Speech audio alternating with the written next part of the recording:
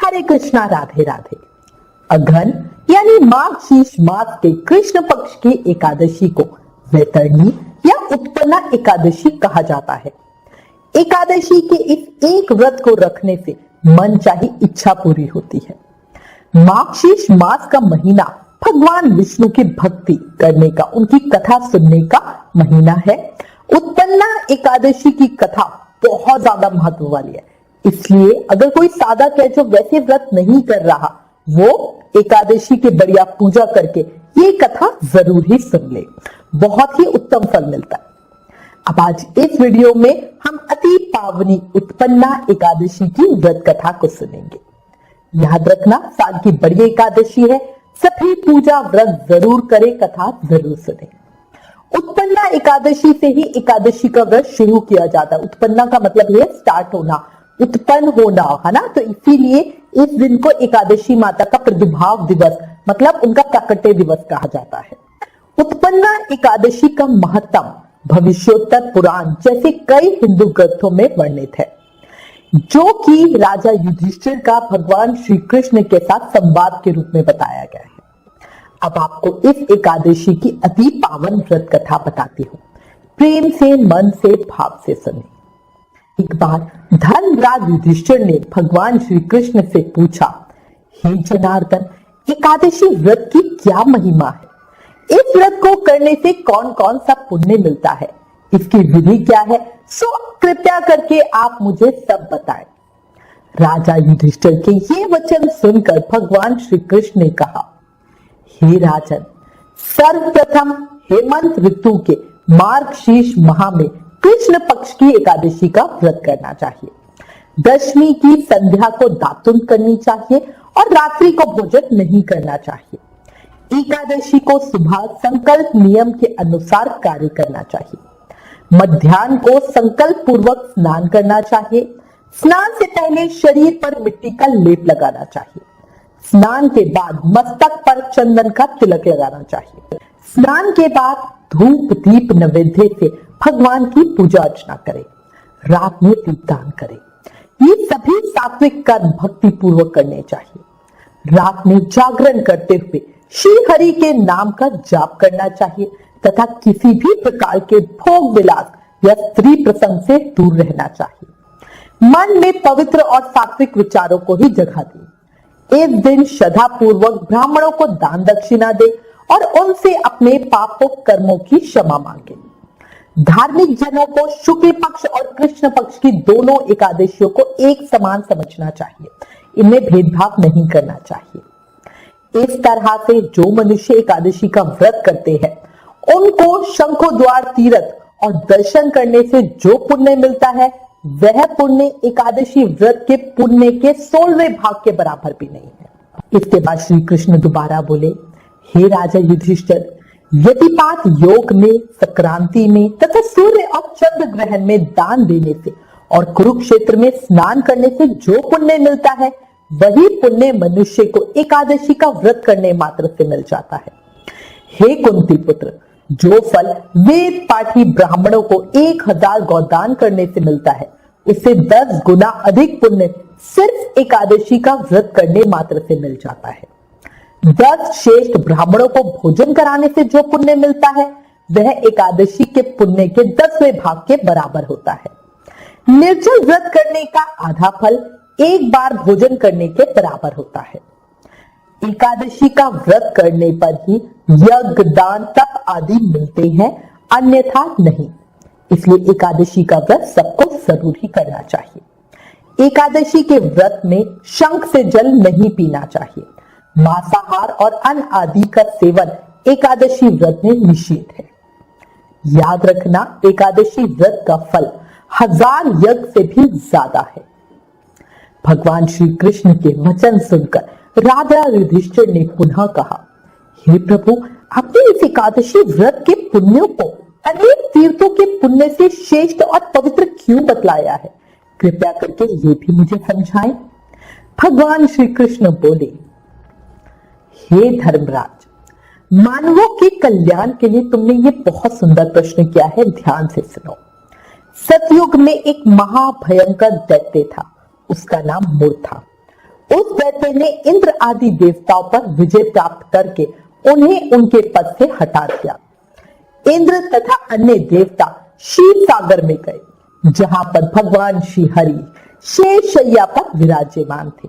इंद्र सहित सभी देवताओं ने भगवान विष्णु के सामने उपस्थित होकर उनकी स्तुति करते हुए कहा, हे तीनों लोकों के स्वामी, आप स्तुति करने योग्य हैं। हम सभी देवताओं का आपको कोटि कोटि प्रणाम है। हे दैत्यों के संहारक, हम आपकी शरण में आए हैं, आप हमारी रक्षा करें।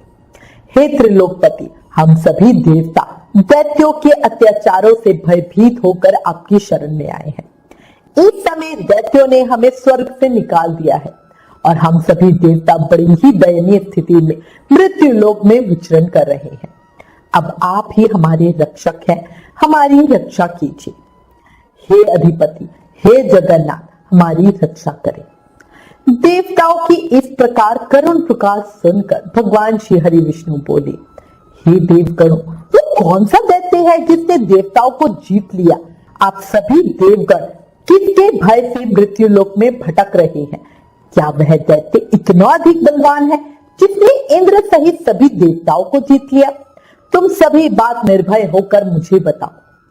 भगवान विष्णु के इन वचनों को सुनकर देवेंद्र ने कहा, हे प्रभु, प्राचीन काल में ब्रह्मवर्ष में उत्पन्न हुआ नारी जगम नाम का एक असुर था, जिसका मुर नामक एक पुत्र था, जो चंद्रावती नामक नगरी में निवास करता है।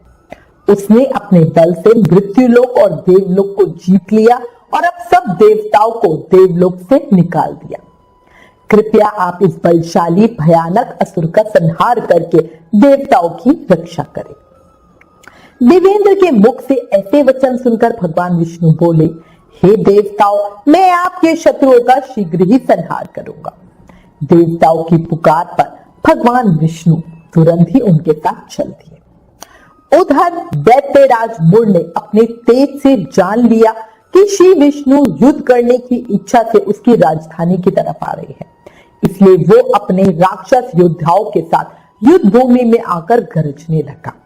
देखते ही देखते युद्ध शुरू हो गया। युद्ध शुरू होने पर अनगिनत असुर अनेक अस्त्रों शस्त्रों को धारण कर देवताओं से युद्ध करने लगे, पर देवता तो पहले ही डरे हुए थे, इसलिए वो अधिक देर तक राक्षसों का सामना ना कर सके और भाग खड़े हुए। तब भगवान विष्णु स्वयं युद्ध भूमि में आ गए। दैत्य पहले से भी ज्यादा जोश में भरकर भगवान विष्णु से युद्ध करने लगे। वे अपने अस्त्र शस्त्रों से उन पर भयानक प्रहार करने लगे। दैत्यों के आक्रमण को भगवान श्री हरि विष्णु अपने चक्र और गदा के प्रहारों से नष्ट करने लगे। इस युद्ध में अनेक दैत्य सदा के लिए मृत्यु की गोद में समा गए, पर दैत्यराज मुर भगवान विष्णु के साथ युद्ध करता ही रहा। भगवान विष्णु मुर को मारने के लिए जिन जिन शस्त्रों का प्रयोग करते, वे सब उसके तेज से नष्ट होकर उस पर पुष्पों के समान गिरने लगते। तब वे आपस में मल्लयुद्ध करने लगे। भगवान श्री हरि उस असुर से देवताओं के लिए सहस्त्र वर्षों तक युद्ध करते रहे, पर उस असुर को जीत ना सके। अंत में भगवान विष्णु शांत होकर विश्राम करने की इच्छा से बद्रिक आश्रम स्थित 48 कोस लंबी एक द्वार वाली हेमवती नाम की एक गुफा में प्रवेश कर गए। हे राजा युधिष्ठिर, उस गुफा में प्रभु ने शयन किया। भगवान विष्णु के पीछे पीछे वह दैत्य भी उसी गुफा में चला आया। भगवान श्रीहरि को सोता देखकर वह उन्हें मारने को तैयार हो गया, परंतु उसकी ये इच्छा पूरी नहीं हुई, क्योंकि उसी समय भगवान विष्णु के शरीर से एक दिव्य वस्त्र धारण किए एक अत्यंत मोहिनी कन्या उत्पन्न हुई और राक्षस को ललकार कर उससे युद्ध करने लगी। उस कन्या को देखकर राक्षस को घोर आश्चर्य हुआ और वो सोचने लगा, ये ऐसी दिव्य कन्या यहाँ कैसे उत्पन्न हुई? और फिर वो असुर उस कन्या के साथ युद्ध करने लगा। कुछ समय बीतने पर उस कन्या ने क्रोध में आकर उस दैत्य के अस्त्र शस्त्रों के टुकड़े टुकड़े कर दिए, उसका रथ तोड़ डाला। तब उस दैत्य को बड़ा ही क्रोध आया और वो सारी मर्यादाओं को भंग करके उस कन्या से मल्लयुद्ध करने लगा। उस तेजस्वी कन्या ने उस दैत्य को धक्का मारकर मूर्छित कर दिया और उसकी मूर्छा टूटने से पहले ही उसका सर काट कर धड़ से अलग कर दिया। सर कटते ही वह असुर पृथ्वी पर गिरकर मृत्यु को प्राप्त भगवान विष्णु जब निद्रा से जागे तो उस असुर को मरा देखकर उन्हें घोर आश्चर्य हुआ और फिर सोचने लगे कि इस महाबली को किसने मारा है। तब वह तेजस्वी कन्या श्री हरि से हाथ जोड़कर बोली, हे जगदीश्वर, ये असुर आपको मारने आ रहा था, तब मैंने आपके शरीर से उत्पन्न होकर इस असुर का वध कर दिया। कन्या की बात सुनकर भगवान बड़े प्रसन्न हुए और बोले, तुमने इस असुर को मारा है, इसलिए हे कन्या, मैं तुमसे अत्यंत प्रसन्न हूं। इसे मारकर तुमने तीनों लोकों के देवताओं के कष्टों को हरा है, इसलिए तुम अपनी इच्छा अनुसार वरदान मांग लो, मैं तुम्हारी हर इच्छा को पूरा करूंगा। भगवान की बात सुनकर वे कन्या बोली, हे प्रभु, मुझे ये वरदान दीजिए कि जो भी मनुष्य या देव मेरा व्रत करे उसके सभी पाप नष्ट हो जाए और अंत में उसे स्वर्गलोक की प्राप्ति हो। मेरे व्रत का आधा फल रात्रि को मिले और उसका आधा फल एक समय भोजन करने वाले को मिले। जो श्रद्धालु भक्ति पूर्वक मेरे व्रत को करे वे निश्चय ही वैकुंठ लोक को प्राप्त करे। जो मनुष्य मेरे व्रत में दिन तथा रात को एक बार भोजन करे वो धन धान्य से भरपूर रहे। कृपा करके मुझे ऐसा वरदान दीजिए। भगवान श्री हरि प्रसन्न होते हुए बोले, हे कन्या, ऐसा ही होगा। मेरे और तुम्हारे भक्त एक ही होंगे और अंत में संसार में प्रसिद्धि को प्राप्त होकर मेरे लोक को प्राप्त करेंगे।